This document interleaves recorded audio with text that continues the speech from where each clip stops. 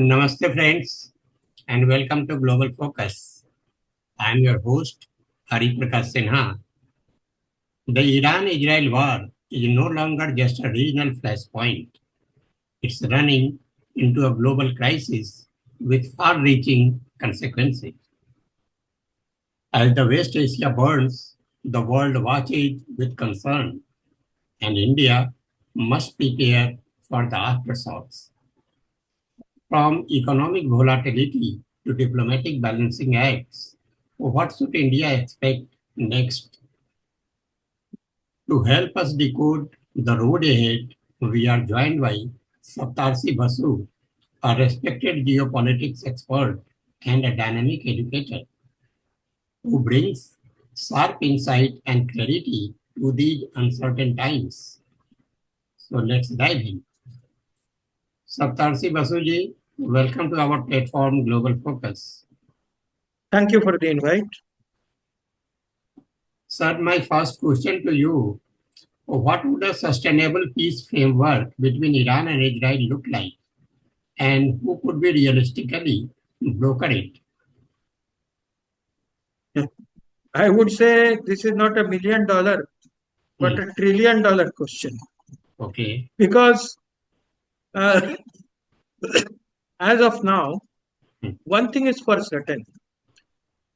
Till today, as is varies, if this freeze the conflict, the only winner is Israel because it has established deterrence. It has established the total destruction of what is known as the axis of resistance, and it has also established its hegemony among all the people and have convinced to all protagonists in the Middle East that Israel is not to be played with. Yeah. So the objective which which Netanyahu started this very long war on what he calls a war on terror, and never ever again war, seems to have been completely achieved by my analysis. But if you see, if the war progresses, this fluid situation can dynamically change. Reason being, Israel has already played its hand heavily, and there are not many surprises it has, except the fact that it has already achieved the maximum surprise it could while it had embarked on this very, very daring, I would say, but a dominant mission, I could say. But given all the odds are open, Iran has suffered what it could. Iran couldn't have been more badly mauled, if I could say, in all respect, and it has suffered the unsufferable, if I can speak on its behalf. That already it has suffered whatever it could have, but it has certain surprises up the sleeve. Now, what are those? Iran has till date one of the largest stockpile of ballistic missiles, and some of them are being thought to be not of the normal genre but hypersonic. Now, here starts the challenge. Now, if this fact is taken into consideration, we must understand that all wars, conventional, which included but not excluded the earlier Second World War, are logistic warfare. And it must be understood that the factories win the war. So, industrial capacity wise, America's Patriot battery making interceptors can make maximum 600 missiles per annum. Per annum. At the war, per annum, not much. At the maximum wartime mobilization, if America tries now, in, let us say, next few months at least, it will not be able to ramp up the figure more than double, maybe that is 1,200 missiles per annum. Unless and until separate production lines are set up and then entire resources are mobilized globally, and then things can change. During this time, Iran has 3,000 plus missiles. Yeah. If it now engages, it doesn't need to hit the target, launches them towards Iran. Israel will definitely need to use up all the 600 missiles it has got. Yeah. And then what? Then the cat is out of the bag. So this is one thing. Iran leadership is indignant and obstinate. They are saying that we are not going to leave our brinkmanship and we will not show any softening in position because we have suffered what we have suffered. Now they are playing for the broke, as they know. They are playing the last gamble. It is very much possible because of the severe losses they have encountered that their position has been hardened to a great extent.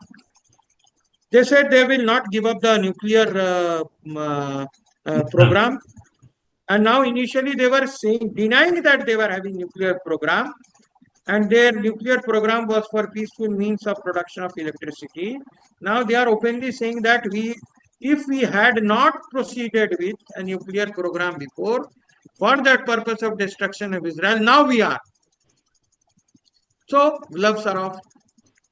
Number two, Iran says that we will retaliate and continue retaliating against Israel at our place and time of choosing. Number three, all the auxiliaries, one of the most useless auxiliaries we can have on this planet, that is the wasteful leadership of Houthis, have again launched missiles towards Saudi Arabia and Israel. Houthis are proving to be a global liability. They are proving to be the greatest brake on human prosperity and trade in the uh, uh, Hormuz Straits of Hormuz. So, like Somalian pirates, they should not be treated as either protagonist or anything, but as the terrorists and pirates of the worst order and liquidated. So, they are the last of the axis of evil which need to be grounded uh, to ineffectiveness, and for that, I think combined strike of Israel, Saudi Arabia, UAE, and US is required to basically finish the Houthi menace. Mm. So, as far as the present trajectory of rhetoric is going, the conflict doesn't seem to be quietening down, but the cauldron is boiling. Israel has stated its military objective as initially the objective was limited to denuclearization of Iran, which has been expanded after the rapid advances in C4 ISR capabilities Israel has made and the achievement of military objectives on ground and deep penetration special forces operation behind the enemy lines being extremely successful. And the objective has now been expanded by Israel as the rising lion. That means that Israel will not be quieted till there is a regime change and Shah Pahlavi is brought back to power. And the present rule of the Walayat, and which is headed by the theocratic leader or spiritual leader of the Grand Ayatollah or greatest of the Grand Ayatollah to be put in Iranian perspective, there is going to be no turning back. Has already ordered a hit in personal terms by the Kardon Department of Mossad on the family and on the personal being of the great Grand Ayatollah. It must be understood that there is a complication in executing such a task because if it is executed, Ayatollah is not only a political figure, he is a religious figure as well. He happens today being the equivalent of Pope for Oh. all the Shiite Muslim of the world. Mm. Now, if somebody blatantly goes and carries out a political execution of that kind of person, I don't think there will be peace known in that sector for a long time to come. So, these are the complications which are there. However, all we can say that for India, Mhm. the circumstances of these three figures fighting is Mm. all gloom and why? Because our investment in both the ports, Haifa Mm. as well as Thabar, is at risk. Number two, both are geopolitical allies. Siding with any one of them will basically weaken our moral stand in the front of the rest of the world. Iran happens to be a member of the BRICS. Mm. At the same time, Iran today having joint military naval exercise with Russia and China doesn't help the cause of India in countering China's influence in its vicinity. So, India is actually looking at a gloom situation of a no winner. Mhm. If the Ayatollah stays and he's being as rabid as it is, Mhm. and he tries to have a hardened stand, and suppose tomorrow the Israelis have become less considerate and a big attack happens on Israel again, and Israelis come to the point that you have to choose either one or the other. That time India will have a tough choice, but for all pragmatism, Israel has no other option. We will have to choose Israel. In our favor, we have to jettison Iran, which will not be good for us. Okay. At the same time, Israel and Iran fighting jeopardizes the Hormuz Strait, drives up the oil prices, injures our foreign exchange balance of payment, and make things difficult for the common man on the street who has just started recovering from the Mm. centuries of wrong practices and extortion. So, this is the geopolitical mosaic where finding a lasting solution in the present trajectory in the immediate future seems to be bleak. However, if peacefully the transition of power happens from the present Ayatollah to anybody else who is much more reasonable and ready to listen and is pragmatic towards the suffering of their people, that may be the only lasting solution that is possible in this entire difficult strategic envelope. So, how might this conflict reshape India's foreign policy toward West Asia, the Indo-Pacific, and the global South? India will need to heavily recalibrate Yeah. because till today there was a different axis. The Arab Israeli ice was melting and Abraham Accords were going forward.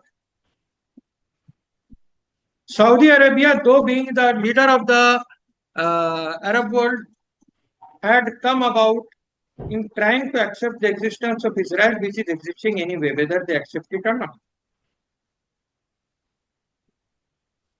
And if MBS, having the reputation of a reformer, would have signed the Abraham Accord, then it would have led the credence to a lasting peace in the Middle East. And India's massive infrastructure project, multilaterally funded, like the IMEC and others, would have become a reality. But going forward with the present situation, nothing of that sort has happened. And with the Dubai's airdrop into the Gaza Strip, even the moderate amirs of Dubai are not playing the game by the rules. Dubai is supposed to be one of the home to one of the most progressive leadership in the entire Middle East GCC country, barring Jordan. Mm. Jordan has burnt its finger with PLO to understand that extremism doesn't pay. Jordan and Bahrain, they are the only secular, I would say, very near to secular or centrist kind of regimes. And then I would say these people were also, UAE also is regarded as a highly tolerant place. Hence, it's a center of business in Middle East. But the recent airdropping of supplies and some people are saying people or whatever into the Gaza Strip will not augur well with the present positioning of the Israeli forces. And if Israel tends to have a friction with UAE, it will be another two friends fighting for India, which will have a difficult position or a choice. As of today, India's hydrocarbon supply chain, whether it be from Iran or Middle East, or its geopolitical support against radical terrorist extremism, whether it be from erstwhile Iran's Shia population backing the Indian cause or otherwise, is rapidly deteriorating and denoting, and the ground is slipping beneath our feet. So, under those circumstances, a massive strategic recalibration and uh, uh, fast geopolitical positioning and repositioning needs to be there so that India not only stays relevant but a major power and player in the region, not being militarily engaged in any of the meat grinders, which is either the Israel Iranian crisis or Iran Israeli crisis, or Iran Iraq crisis or the Syrian crisis, etc., etc. Without getting embroiled in any of the crises, it is the only option.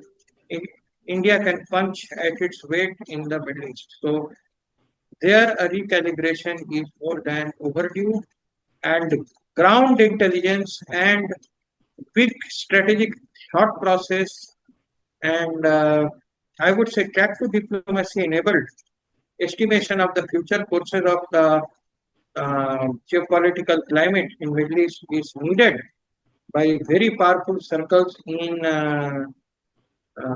Delhi Yeah. before further unfolding of the policy for the Middle East. So we see today the world is shaped by the regional wars and the great power competition. So in such a scenario, such a state, how can India safeguard its economic and strategic interests? Please repeat, sir. How I can? say we see today the world is being shaped by the regional wars and the great power competition. Russia, Ukraine, and the West Asia. So how can India safeguard its economic and strategic interests? First of all, to safeguard the economic and strategic interest, few things are required. Immediate mastery over sources of rare earth metal and hydrocarbon and energy needs is what India needs to safeguard its economy in the immediate vicinity. Number two, India has got significant people-to-people connect and business interest in the Middle East, mostly starting with UAE. That needs to be safeguarded or insured against any kind of damage or destruction. India has a vast diaspora in the GCC countries and also in Iran. Welfare of the same and possible partial evacuation or protection or uh, welfare of those rescue population in different countries is another path to be looked at. And lastly, track to diplomacy has to be used. Your backroom maneuvering has to be carried out to place India in favor of those GCC countries, even the warring state, and restrict the influence of China on those countries and uh, getting them pulled into the uh, India's vicinity, thereby complicating the geopolitical and economic space. So that was the discussion for today. That brings us to the end of this insightful episode of Global Focus. As Iran Israel conflict continues to unfold, one thing is clear: the global chessboard is shifting rapidly, and India must navigate with caution, clarity, and conviction. A big thank you to our guest Saptarshi Basu for his deep insight and sharp analysis. If you found this discussion valuable, don't forget to like, share, and subscribe to Global Focus for more conversation that decode the world around us. Until next time, stay informed, stay aware. Jai Hind. Thank you, Saptarshi Basuji. Many, many thanks to you for your valuable time. Thank you.